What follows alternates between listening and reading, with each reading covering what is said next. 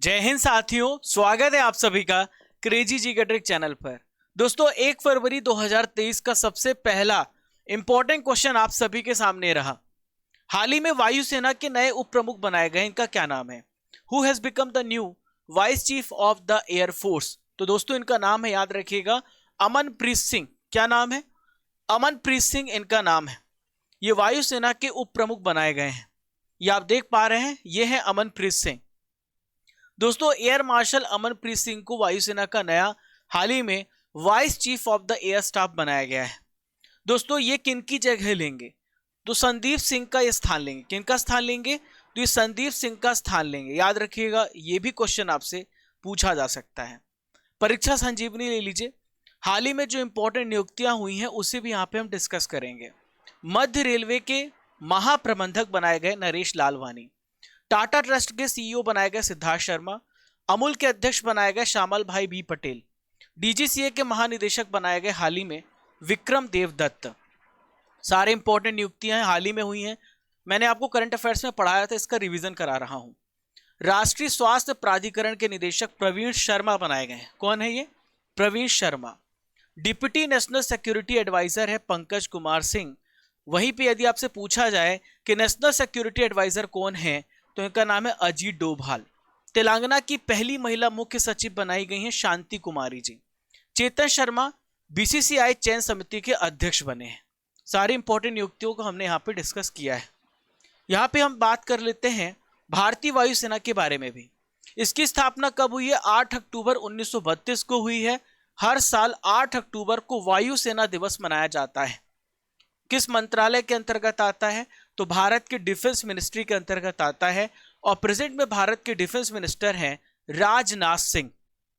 देखिए साथियों, वायुसेना प्रमुख यहां पर आप देख पा रहे हैं कौन है? तो यह air chief marshal VR Chaudhary, Vivek Ram Chaudhary.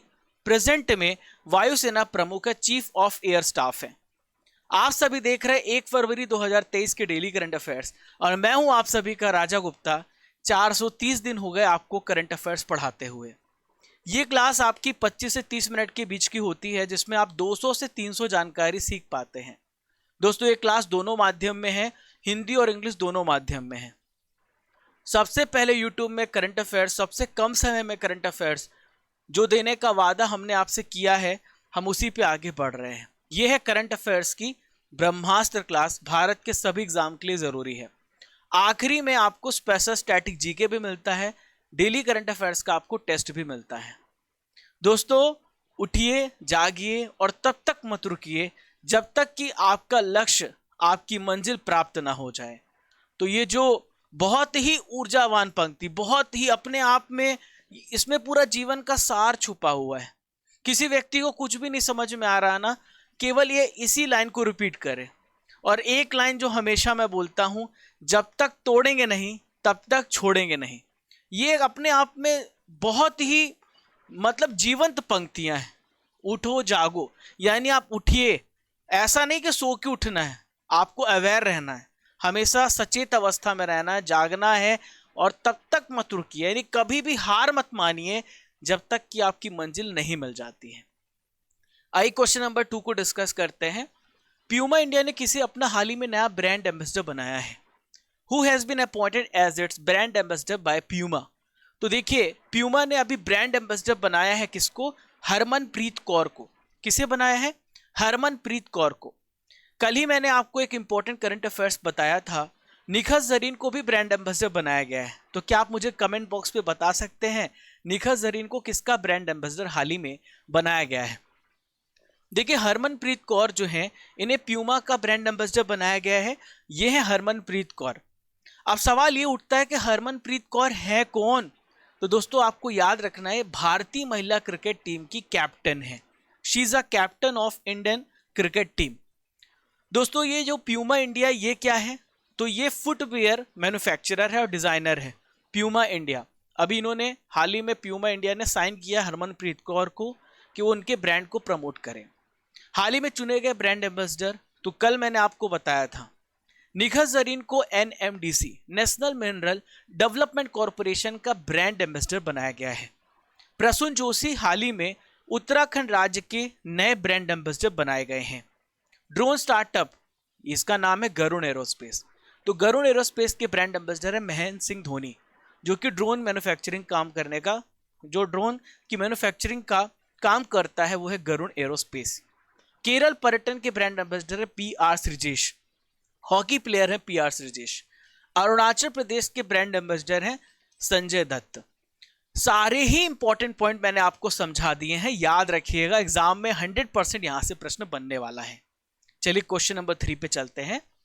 हाल ही में किस राज्य सरकार के द्वारा प्रवासियों के लिए पहला सर्वे शुरू किया गया? Which state government has started the first survey for migrants?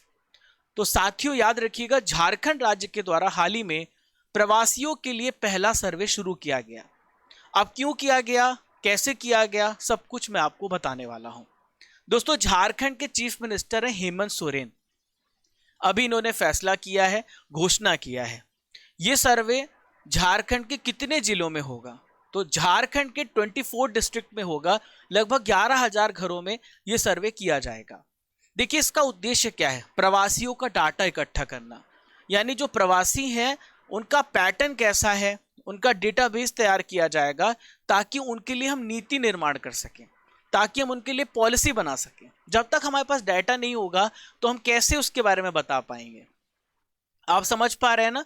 तो डेटा इकट्ठा करने का काम सर्वे में होता है। दोस्तों, झारखंड राज्य की बात आई है तो झारखंड की लोकेशन देखिए और इसके पड़ोसी राज्य को देखिए। तो जरा देखिए, यह है झारखंड राज्य। तो यह झारखंड राज्य 5 राज्यों के साथ सीमा बनाता है। पहला राज्य है उत्तर प्रदेश, दूसरा राज्य है बिहार, तीसरा राज्य है पश्चिम बंगाल, चौथा राज्य छत्तीसगढ़ है और 5वां राज्य है उड़ीसा। तो 5 राज्यों के साथ झारखंड की सीमा लगती है। ऐसे प्रश्न पूछे जाएं तो आप आराम से इसके बारे में बता सकते हैं। झारखंड की कैपिटल रांची है, जहां से माही भाई आते हैं, MS धोनी आते हैं। झारखंड के चीफ मिनिस्टर हेमंत सोरेन हैं, राज्यपाल है रमेश बैस। लोकसभा सीटें यहां पे 14 हैं, राज्यसभा सीट यहां पे 6 है। राष्ट्रीय उद्यान की बात करेंगे, यहां पर नेशनल पार्क्स की बात करेंगे, तो यहां पर इंपॉर्टेंट नेशनल पार्क पूछे जा सकते हैं। तो पहला है पलामू नेशनल पार्क, दूसरा है बेतला नेशनल पार्क, फिर है डालमा वाइल्ड लाइफ सेंचुरी, फिर है भेड़िया वन्य जीव अभ्यारण्य और इंपॉर्टेंट है हजारीबाग। हजारीबाग नेशनल पार्क सबसे इंपॉर्टेंट है, कई बार एग्जाम में क्वेश्चन पूछा गया है। यहाँ पे कौन कौन से फेस्टिवल मनाए जाते हैं? तो सरहुल, कर्मा, सोहरिया और जितिया, ये सारे इंपॉर्टेंट फेस्टिवल हैं जो झारखंड राज्य से संबंधित हैं। दोस्तों, यहाँ पर एक और इंपॉर्टेंट करंट अफेयर 2022 में मैंने आपको बताया था। 2022 में WHO ने, यानी वर्ल्ड हेल्थ ऑर्गेनाइजेशन ने झारखंड को एक पुरस्कार दिया था। किस लिए दिया था? तंबाकू नियंत्रण के लिए इन्होंने पुरस्कार दिया था। एक पर्व मनाया गया था, सरहुल पर्व 2022 में झारखंड में मनाया गया है और आदिवासियों के द्वारा मनाया जाता है। ये नए साल का एक त्योहार है। आइए क्वेश्चन नंबर 4 को डिस्कस करते हैं, ये भी इंपॉर्टेंट है। गणतंत्र दिवस परेड 2023 में किस राज्य की झांकी को सबसे पहला स्थान प्राप्त हुआ है? तो गणतंत्र दिवस के परेड में सबसे पहला जो स्थान मिला है वो झांकी है उत्तराखंड राज्य की। उत्तराखंड राज्य की झांकी को सबसे पहला स्थान प्राप्त हुआ है। पहले गौर कर लीजिए, ये उत्तराखंड की झांकी है, किस तरीके से इनमें टेम्पल्स और यहाँ पे जानवरों के बारे में देखिए आप, पूरा झांकी में आपको देखने को मिल रहा है। तो दोस्तों, दिल्ली में कर्तव्य पथ पर 74वां गणतंत्र दिवस मनाया गया। कर्तव्य पथ जो पहले राजपथ के नाम से जाना जाता था, इसका नाम बदल दिया गया है। हाल ही में मुगल गार्डन का भी नाम बदला गया है और इसका नाम अमृत उद्यान किया गया है। तो 74वें गणतंत्र दिवस के अवसर पर राज्य की कला और संस्कृति का प्रदर्शन करने वाली उत्तराखंड की झांकी मानस खंड को सबसे पहला पुरस्कार मिला है। दोस्तों, उत्तराखंड की झांकी में आपको क्या क्या देखने को मिलेगा? तो इसमें आपको गढ़वाल की 4 धाम यात्रा, कुमायूं में मंदिर माला मिशन, तीसरा है प्रसिद्ध पौराणिक जागेश्वर धाम।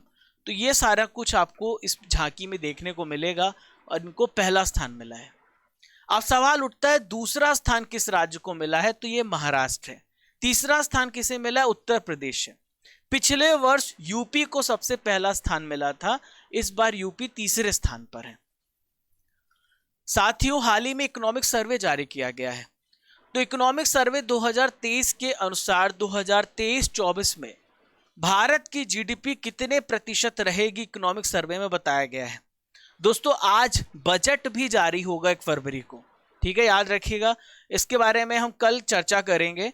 आज 1 फरवरी को बजट भी जारी होगा और बजट के एक दिन पहले इकोनॉमिक सर्वे जारी किया जाता है, आर्थिक सर्वेक्षण जारी किया जाता है, और 6.5% भारत की जीडीपी रहेगी। बहुत इंपॉर्टेंट है, आप याद रखिएगा, पूछा जा सकता है। तो दोस्तों, इकोनॉमिक सर्वे जारी किया गया। वित्त मंत्री कौन है, फाइनेंस मिनिस्टर कौन है? निर्मला सीतारमन ने बजट सत्र के दौरान इकोनॉमिक सर्वे पेश किया है और 2023-24 में जीडीपी ग्रोथ रेट 6.5% रहने का अनुमान लगाया है। हालांकि भारत के लिए तो अगर दुनिया के रिस्पेक्ट में देखा जाए तो भारत अपनी ग्रोथ बरकरार रखा है, यानी बात करें तो पूरी दुनिया में सबसे तेजी से भारत बढ़ रहा है। लेकिन अगर भारत की स्थिति पिछले 3 सालों से भारत से ही कंपेयर करेंगे तो हमारी ग्रोथ थोड़ी धीमी हुई है। ये कोविड की वजह से है और बहुत सारे कारण होते हैं, तो उसका असर देखने को मिल रहा है। अगर वर्ल्ड की इकोनॉमी धीरे धीरे बढ़ रही है तो उसका असर देशों में भी पड़ता है। तो हमारा भारत देश वर्ल्ड की इकोनॉमी के अंतर्गत ही आता है, कोई बाहर नहीं आता कि किसी दूसरे गैलेक्सी में है, दूसरे प्लेनेट में है। तो उसका असर भारत में भी देखने को मिला है। लेकिन दोस्तों, सर्वे में बताया गया कि भारत दुनिया में सबसे तेजी से बढ़ने वाला मेजर इकोनॉमी है पूरी दुनिया में, ये बात बताई गई है। सर्वे में यह भी बताया गया कि जो परचेजिंग पावर पैरिटी है, यानी किसी वस्तु की खरीदने की क्षमता को परचेजिंग पावर पैरिटी कहते हैं। और हमारे भारत में सबसे आगे जो हमारी भारत की महिलाएं हैं जो शॉपिंग करती हैं, उनकी वजह से परचेजिंग पावर पैरिटी में हम तीसरे स्थान पर हैं। हालांकि ऐसा नहीं, पुरुष भी शॉपिंग करते हैं, बट एज कंपेरेटिवली जो महिलाएं हैं वो बहुत अच्छे से शॉपिंग करती हैं, पूरा इंडिया को संभाल के रख रही हैं। तो परचेजिंग पावर पैरिटी में भारत तीसरे स्थान पर। हमारी ग्रोथ थोड़ी नेगेटिव रही है, हम ये मान रहे हैं। 2023-24 में 6.5% का ऐसा हमने अनुमान लगाया, जैसा कि मैंने आपको बताया है। 3 साल में सबसे धीमी अर्थव्यवस्था चल रही है।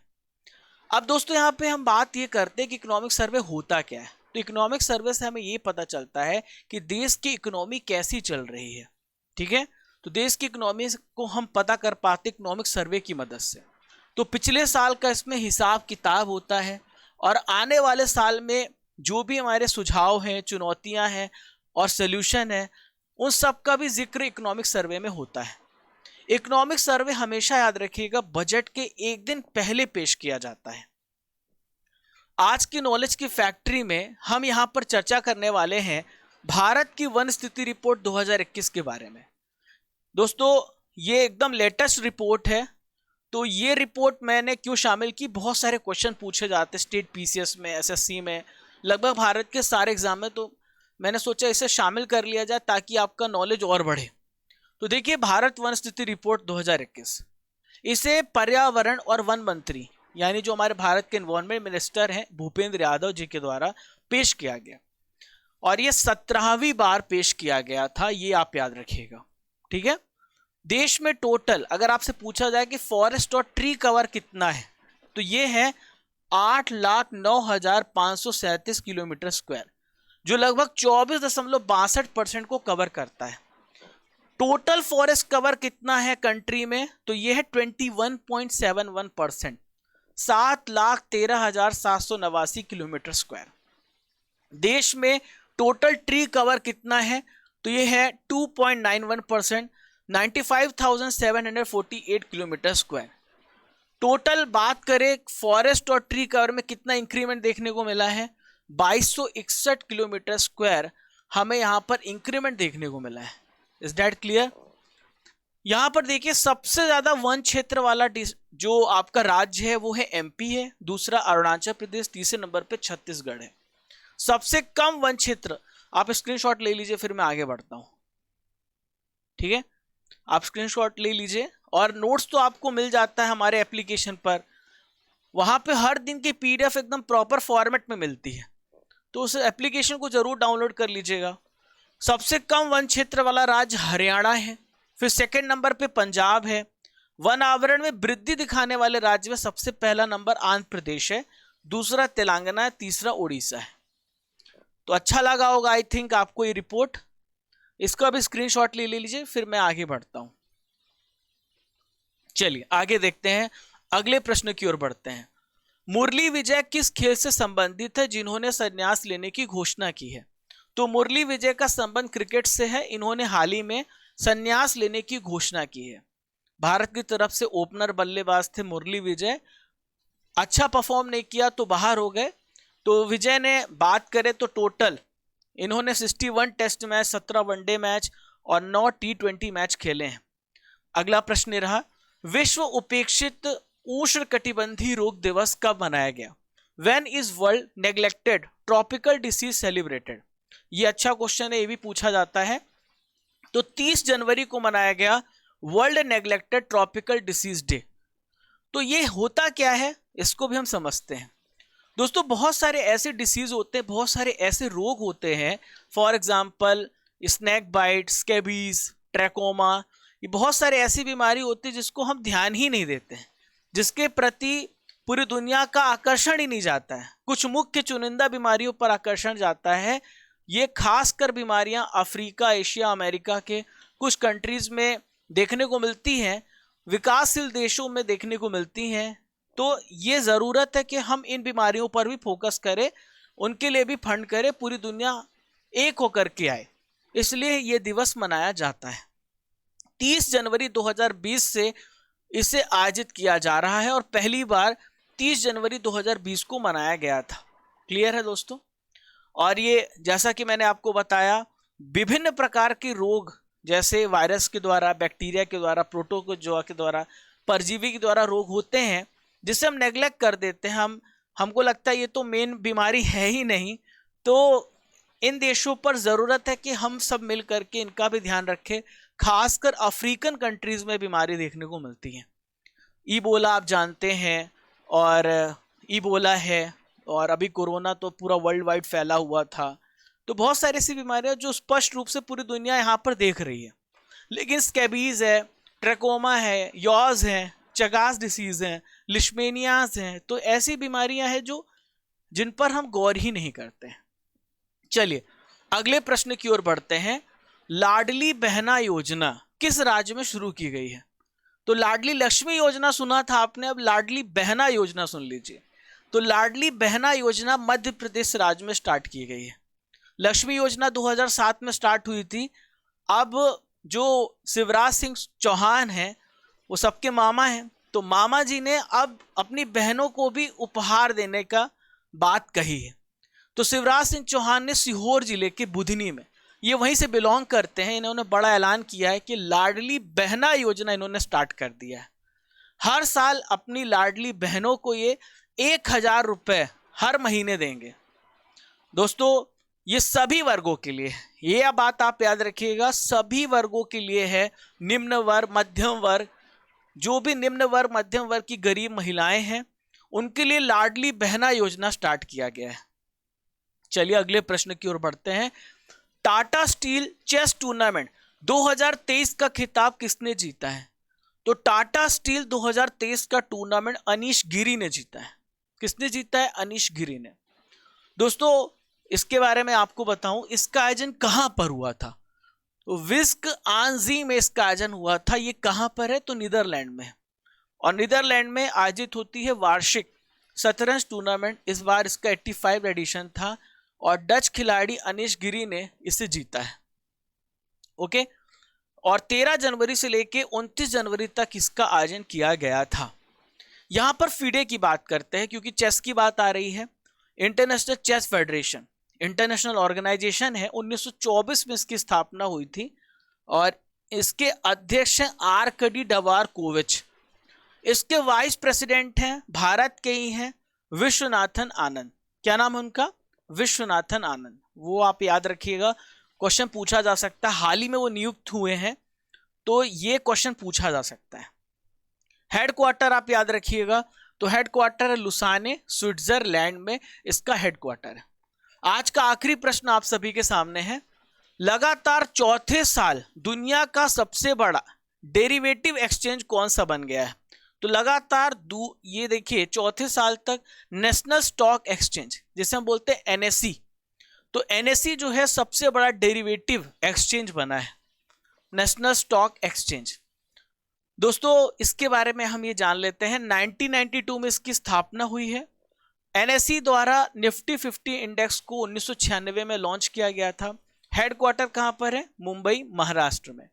प्रेजेंट में इसके प्रबंध निदेशक और सीईओ हैं आशीष कुमार चौहान। क्या नाम है इनका? आशीष कुमार चौहान।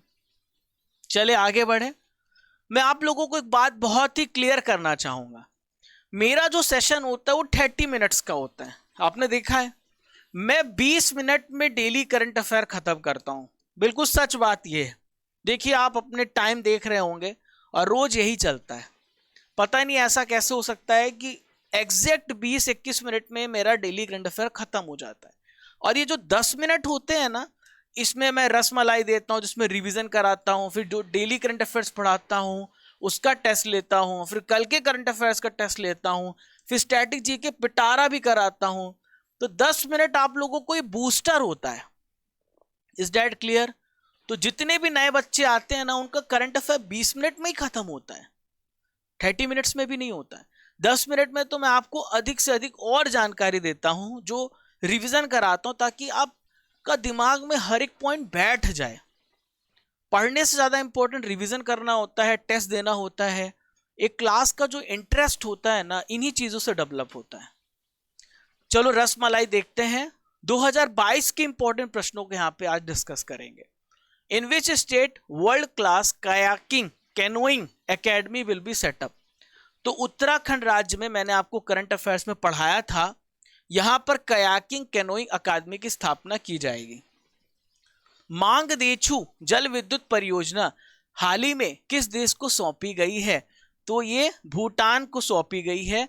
मांगदेछू जल विद्युत परियोजना। हाल ही में किस देश ने नया ट्रांसजेंडर कानून पारित किया है? तो ट्रांसजेंडर कानून हाल ही में स्पेन देश ने पारित किया है, जिसमें लड़का लड़की में बदल सकता है, लड़की लड़के में बदल सकती है। वीर बाल दिवस कब मनाया गया है? 26 दिसंबर को मनाया गया वीर बाल दिवस। किस संस्थान के विशेषज्ञों ने कृत्रिम हृदय तैयार किया है? तो आईआईटी कानपुर ने आर्टिफिशियल हृदय तैयार किया है। अब दोस्तों आपने जो भी 1 फरवरी के करंट अफेयर्स पढ़े हैं, उसका हम लेंगे टेस्ट। ये देखने के लिए आपका माइंड कितना अलर्ट था, आपने कितने अच्छे से पढ़ा है। डेली टेस्ट होता है। अमूल के अध्यक्ष कौन बनाए गए हाल ही में? तो अमूल के अध्यक्ष बनाए गए हैं श्यामल भाई B Patel. Who is the present deputy national security adviser of India? तो प्रेजेंट में जो deputy national security adviser Pankaj Kumar Singh बने हैं। भारतीय वायुसेना की स्थापना कब हुई थी?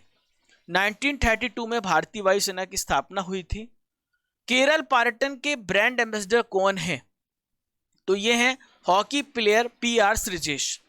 आप अपने सर कमेंट बॉक्स पे जारी रखें, ज्यादा से ज्यादा लोगों को सुबह 6 बजे जरूर लाएं और एक ग्रुप बनाएं, ताकि आप लोग सुबह उठें 6 बजे। उसके बाद आपका देखो जल्दी उठोगे जल्दी पढ़ोगे, और जितना पढ़ोगे उतना सिलेक्शन होगा, है ना। टाइम वेस्ट मत करो। झारखंड कितने राज्यों के साथ सीमा बनाता है? 5 राज्यों के साथ। हजारीबाग राष्ट्रीय उद्यान किस राज्य में है? तो हजारीबाग कहां पर है? झारखंड राज्य में है। भारत में सबसे ज्यादा वन क्षेत्र वाला राज्य कौन सा है? मध्य प्रदेश है। सुहेल एजाज खान किस देश में भारत के राजदूत बने हैं? तो सऊदी अरब में राजदूत बने हैं। सूचना का अधिकार किस अधिनियम के तहत किस वर्ष लाया गया था? तो जो सूचना का अधिकार है, यह आप याद रखिएगा, 2005 में लाया गया था। वर्तमान महान्यायवादी कौन है? Who is the present attorney general? तो प्रेजेंट में अटॉर्नी जनरल है आर वेंकट रमणी। चलिए दोस्तों, कल के करंट अफेयर्स का यहां पर हम रिवीजन करने वाले हैं। चलिए स्टार्ट करते हैं। किस देश ने पहला महिला अंडर 19 क्रिकेट विश्व कप जीता है? तो भारत ने जीता है, कल ही पढ़ाया था। पेट्र पावेल किस देश के हाल ही में प्रेसिडेंट बने हैं? तो ये चेक रिपब्लिक, चेक गणराज्य के हाल ही में प्रेसिडेंट बने हैं। हॉकी विश्व कप 2023 का खिताब किसने जीता है? तो हॉकी विश्व कप का खिताब जर्मनी ने जीता है।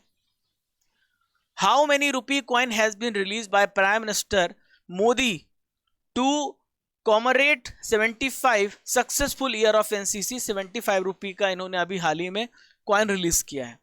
Who has won the main singles title in Australian open. तो ऑस्ट्रेलियन ओपन को हाल ही में नोवाक जोकोविच ने जीता है।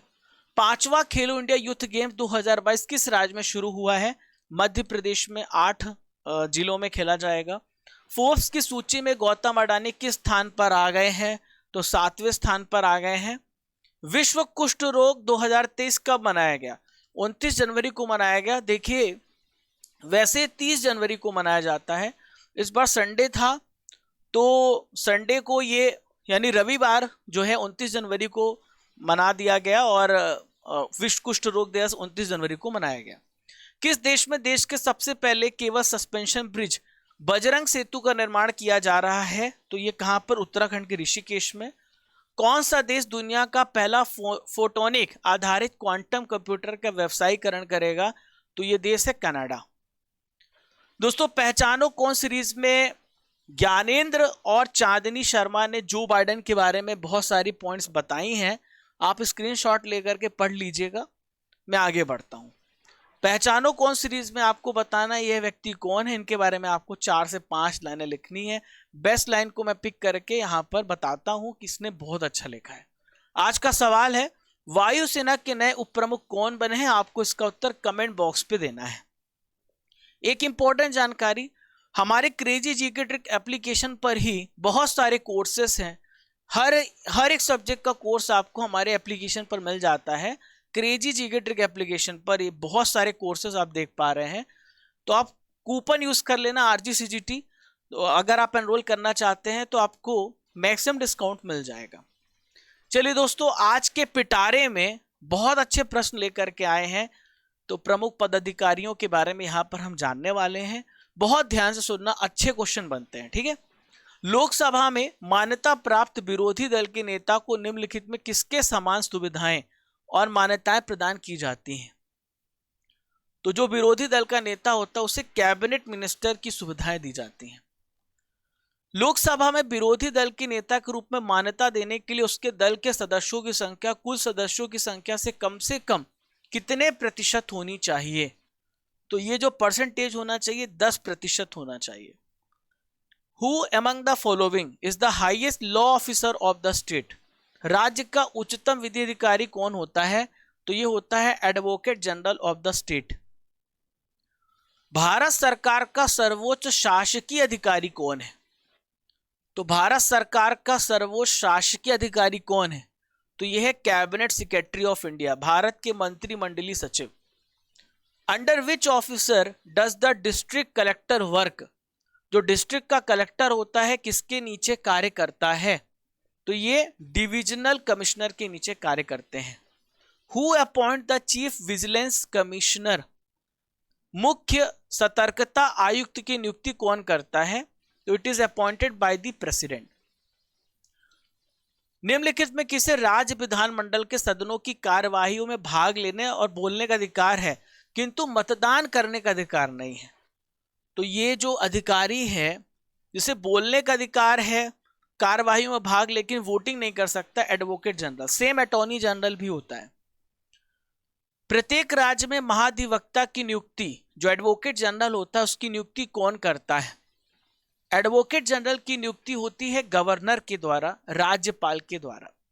Who advises the state government on legal matters. राज्य सरकार को कौन कानूनी विषय पर परामर्श देता है। तो ये होता है एडवोकेट जनरल और सेंटर में होता है अटॉर्नी जनरल। इनमें से कौन लोकसभा में विरोधी दल के नेता पद पर कभी नहीं रहे। तो who among the following has never held the office of leader of the opposition in the Lok Sabha. तो ये थे मनमोहन सिंह जी। अगला प्रश्न है किस व्यक्ति को सर्वप्रथम 1977 में विपक्षी दल के नेता के रूप में मान्यता मिली तथा कैबिनेट मंत्री के समान वेतन आदि दिया गया। तो सबसे पहले व्यक्ति थे वाईवी चौहान। राज्यसभा में विपक्ष का प्रथम नेता कौन था। तो राज्यसभा में पहला विपक्ष के नेता थे कमलापति त्रिपाठी। लोकसभा का विरोधी दल के पहले मान्यता प्राप्त नेता थे। तो लोकसभा के विरोधी दल के सबसे पहले जो नेता थे वो थे राम सुभग सिंह। तो दोस्तों कैसा लगा आप लोग को आज का पिटारा? कैसा पिटारा आप चाहते हैं वो आप कमेंट बॉक्स पे जरूर लिखिएगा। आपकी जो भी डिमांड्स हैं जरूर बताइए। ये आपकी क्लास है, आपका चैनल है और मैं आपका हूँ, ठीक है। तो ये क्लास आपके लिए चलाई जाती है, जितना यथासंभव है हम आपके साथ कोऑपरेट करते रहते हैं और कोशिश में करता रहूँगा। आपको इसकी फ्री पीडीएफ हमारे क्रेजी जीके ट्रिक एप्लीकेशन पर मिल जाएगी, तो आप पीडीएफ डाउनलोड कर लीजिएगा क्रेजी जीके ट्रिक एप्लीकेशन से। एप्लीकेशन डाउनलोड करने पर ये नीली पट्टी दिखती है, इसी को क्लिक करोगे आप तो यहीं पे आपको वीडियो भी मिलेगा, पीडीएफ भी मिलेगी, क्विज भी मिलेगा, फ्री मिलेगा, ठीक है। और टेलीग्राम को भी ज्वाइन कर लेना इंपॉर्टेंट अपडेट्स के लिए। इंस्टाग्राम है हमारा, फेसबुक है और हमारे टेलीग्राम को भी आप ज्वाइन कर सकते हैं। और पहली बार चैनल पर आ रहे हैं तो सब्सक्राइब कर लीजिएगा, घंटी वाला बटन दबा दीजिएगा ताकि हमारा वीडियो सबसे पहले आप तक पहुंच जाए। तो दोस्तों अब चलने का समय हो गया है, इजाज़त दीजिए। फिर मिलूंगा कल सुबह 6 बजे इसी ऊर्जा इसी जोश के साथ। तब तक के लिए जय हिंद, जय भारत। खुश रहिए, मुस्कुराते रहिए। जब तक तोड़ेंगे नहीं तब तक छोड़ेंगे नहीं। Thank you friends.